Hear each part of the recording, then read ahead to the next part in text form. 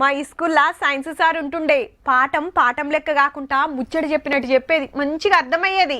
ఇక social sir ఉండేది చెప్తుంటే సిగమొచ్చినట్టే ఊగేది పోరలంతా మంచిగా జోలవాడినట్టు అనిపించేది. మరి ఇక ఇంగ్లీష్ సార్ అయితే బరిగ పట్టుకొని వచ్చి ఇయ్యరు జోపిడిచి పెట్టేది చదవనోళ్ళను.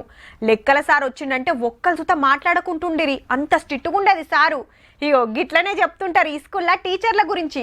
ఇది సుత టీచర్ల ముచ్చట్నే, కానీ అందరి లెక్క కాదుల్లో. కమలాకరుడు బుద్ధిమంతుడై కాశ్మీర్ దేశం వెళ్ళి దూర ప్రాంతంలో చదువుకొని గొప్ప పండితుడై తిరిగి వచ్చిన ఒక పామరుడు. చదువుకుంటే ఎంత ఫాయిదా అవుతుందో సారు పాఠం చెప్తుంటే ఇంట్రెస్టింగ్ వింటున్నారు పోరలంతా. హగో ఒక్కొక్కల తానికి పోయి ఎట్లా చదవాలనో చెప్పుకుంటా ఏమన్నా డౌట్లున్నాయా అని అడుగుతున్నాడు. ఇక పోరలంతా గప్ చుప్గా కూకున్నారు. సార్ ఉన్నాడు చూస్తాడని కాదుల్లో, సార్ అంటే పాయిరం. ఎందుకంటే అందరు సార్ల లెక్క కాదు, మరి పుట్టుకతోనే సారుకు కంటి చూపు లేదు. అయినా కష్టపడి చదివి టీచర్ కొలువు కొట్టిండు.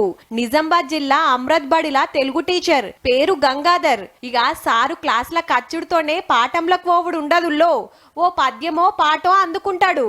చదవాలిదా ఎన్ని ఆటంకాలు వచ్చినా 36 ఏండ్లల్లా సెలవులన్న ముచ్చటే లేకుండా బడికొస్తున్నాడు సారు.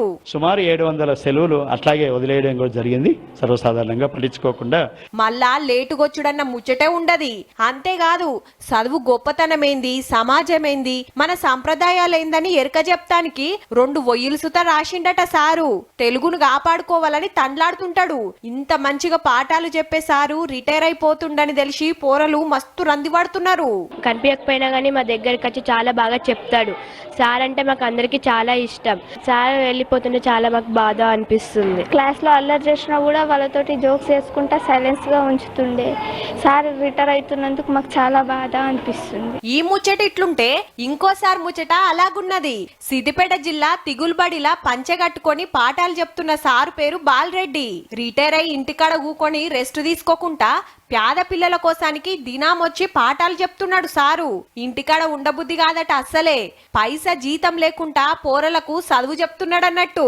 కొత్తగా రిక్రూట్మెంట్ అయినటువంటి టీచర్ ఏ విధంగా పనిచేస్తారో అదే స్ఫూర్తితోటి, అంత ఉత్సాహంతో ఆయన పేద పిల్లలకు తన జ్ఞానాన్ని, విద్యను పిల్లలకు అందిస్తున్నాడు. మునుపు సుత ఏరే ఊర్లకు పోయి ఫ్రీగా చదువు చెప్పిండు. ఇక ఇప్పుడు సొంతూరు బడిలా నడుస్తుంది.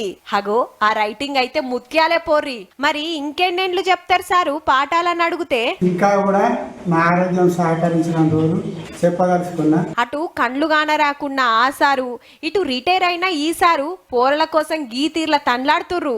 ఇళ్ళని చూసి కొందరు నేర్చుకోవాల్సింది షాన్ అంటే షాన్ ఉన్నదుల్లా.